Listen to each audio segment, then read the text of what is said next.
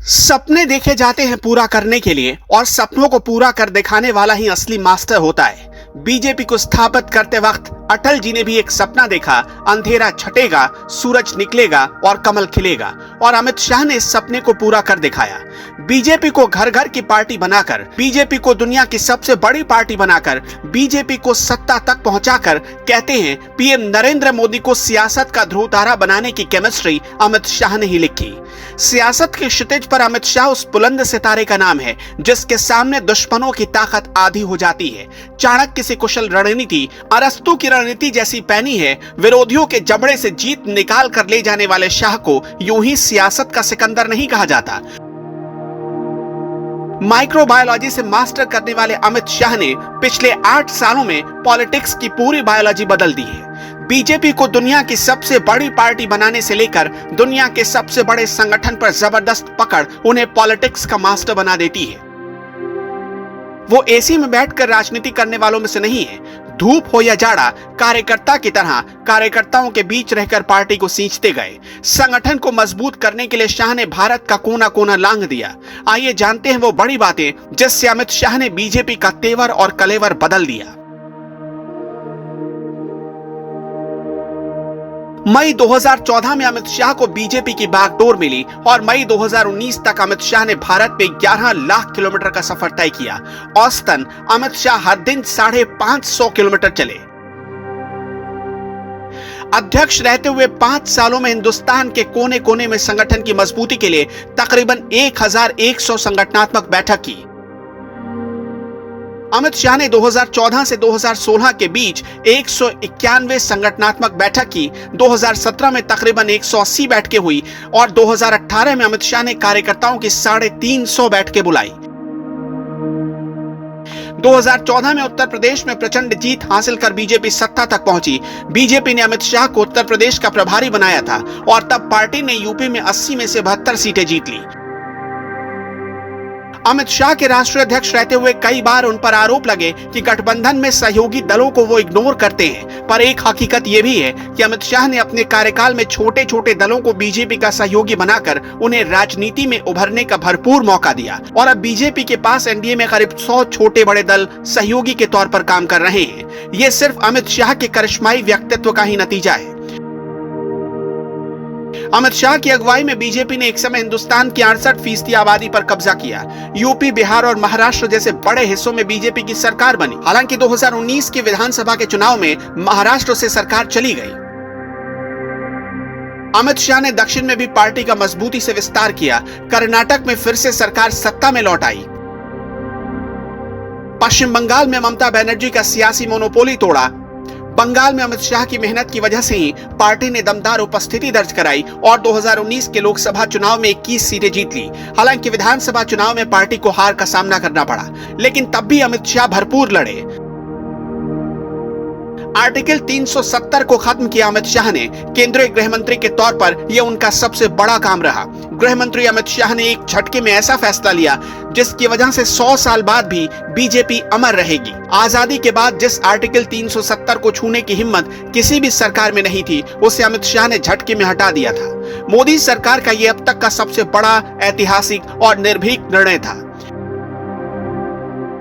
Citizen amendment act लागू करके आजादी के बाद पहली बार किसी देश ने हिंदू, बौद्ध और पारसी अल्पसंख्यक शरणार्थियों के लिए किसी देश में अपने रास्ते खोले और पहली बार हिंदुस्तान ने घुसपैठियों के खिलाफ सख्त एक्शन लिया। पहली बार अमित शाह के गृह मंत्री बनने के बाद ही जम्मू कश्मीर के लोगों को आरक्षण का फायदा मिला। कश्मीर में इंटरनेशनल बॉर्डर और एलओसी पर रहने वाले लोगों को पहली बार आरक्षण भी मिला। सरकारी नौकरी से लेकर पढ़ाई तक कश्मीर के लोगों के लिए 3% आरक्षण को मंजूरी मिली। पहली बार अमित शाह के गृह मंत्री बनने के बाद ही बिना एक खरोच के अमरनाथ यात्राएं पूरी होने लगी। हालांकि बीच के 2 सालों में कोरोना की वजह से इस पर पाबंदी रही, लेकिन इस साल इसे फिर शुरू किया गया। आजादी के बाद पहली बार सबसे ज्यादा श्रद्धालु साल 2019 में अमरनाथ यात्रा पर गए और ये सिर्फ अमित शाह का ही करिश्मा था। अमित शाह की कोशिशों की वजह से ही साल 2015 तक पीओके और जम्म के विस्थापितों को भारत ने अपनाया। सरकार ने विस्थापितों को पुनर्वास के लिए स्पेशल पैकेज भी दिया। अमित शाह ही शायद देश में ऐसे पहले गृह मंत्री हैं जो जम्मू कश्मीर में हो रही हिंसा के बाद खुद आखिरी बॉर्डर तक पहुंचे, वहां लोगों से बात की। अमित शाह का मतलब है भरोसा, क्योंकि जम्मू कश्मीर में आतंकियों से भयभीत लोगों को अमित शाह ने अपना नंबर शेयर किया और किसी भी परेशानी में उन्हें फोन करने को कहा। अमित शाह ने कश्मीर में भरोसे की मजबूत बुनियाद खड़ी की। आर्टिकल 370 को हटाकर जम्मू कश्मीर के कर्मचारियों के लिए फौरन 7वां वेतन आयोग की सिफारिशों को मंजूर कर दिया और 31 अक्टूबर 2019 को इसके लिए 4,800 करोड़ रुपए जारी भी कर दिए।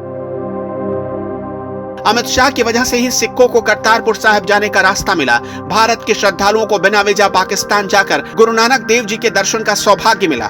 54 इमिग्रेशन काउंटर खोले गए ताकि 5,000 श्रद्धालु हर दिन करतारपुर साहिब के दर्शन कर सके।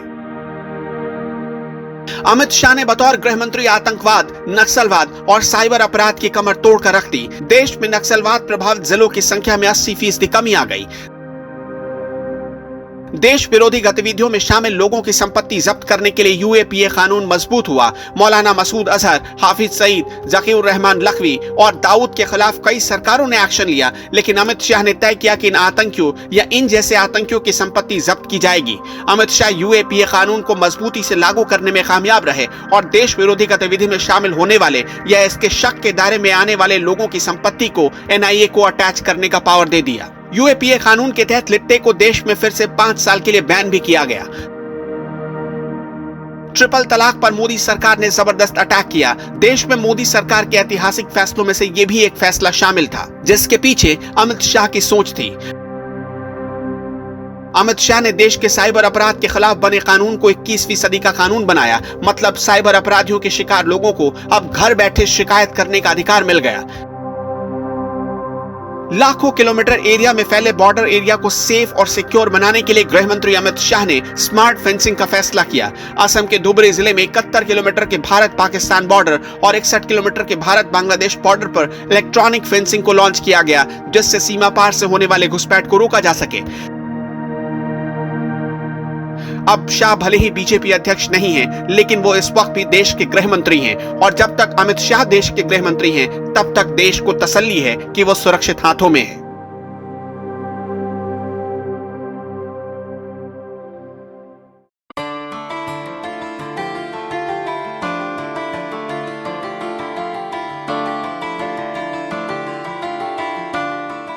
उत्तराखंड की समस्त जनता को धनतेरस, दिवाली एंड भैया दूज की हार्दिक शुभकामनाएं। आओ सब मिलकर हर्षोल्लास के साथ दिवाली मनाएं और उत्तराखंड की नई पार्टी जनता कैबिनेट पार्टी जेसीपी, जिसका चुनाव चिन्ह है क्रेन, उसकी तरफ से आपको हार्दिक शुभकामनाएं। मैं खंड शिक्षा अधिकारी जैथरा ब्लॉक के समस्त अध्यापक अध्यापकाओं तथा छात्र छात्राओं को दीपावली की हार्दिक शुभकामनाएं देता हूं तथा ग्राम प्रधानों से अपेक्षा करता हूं कि आप सभी मिशन कायाकल्प के तहत 19 पैरामीटरों को विद्यालय में संतृप्त करने में पूर्ण सहयोग करें। मैं डॉक्टर राहुल चतुर्वेदी, MOIC जैदरा, मेरी तरफ से सभी जनपद वासियों को दीपावली, धनतेरस व भैया दूज की हार्दिक शुभकामनाएं। दीपावली के त्यौहार हैं, सभी लोग अपना कोविड-19 के खिलाफ सुरक्षित रहें और मास्क का इस्तेमाल करें, जितना हो सके सुरक्षित दीपावली मनाएं। इन्हीं शुभकामनाओं सहित मेरा सादर नमन सभी जनपदवासियों। ऑटोमोबाइल, ऑटो व्हील्स एवं वेंकटेश हुंडई प्राइवेट लिमिटेड की तरफ से मैं मनोज कुमार आपको दीपावली, धनतेरस और भैया दूज की ढेर सारी शुभकामनाएं और बधाई देता हूं। भगवान आपके यहाँ लक्ष्मी भरपूर दें। और एक चीज़ मुझे और भी कहना है कि बीच में हम लोग 2 साल से कोविड को लेकर के बहुत ही परेशान हैं, इसलिए आपसे अनुरोध है कोविड नियमों का पालन करते हुए, मास्क लगाते हुए, भीड़ में कम जाते हुए अपना त्यौहार मनाएं। स्वस्थ रहें, सुखी रहें। धन्यवाद।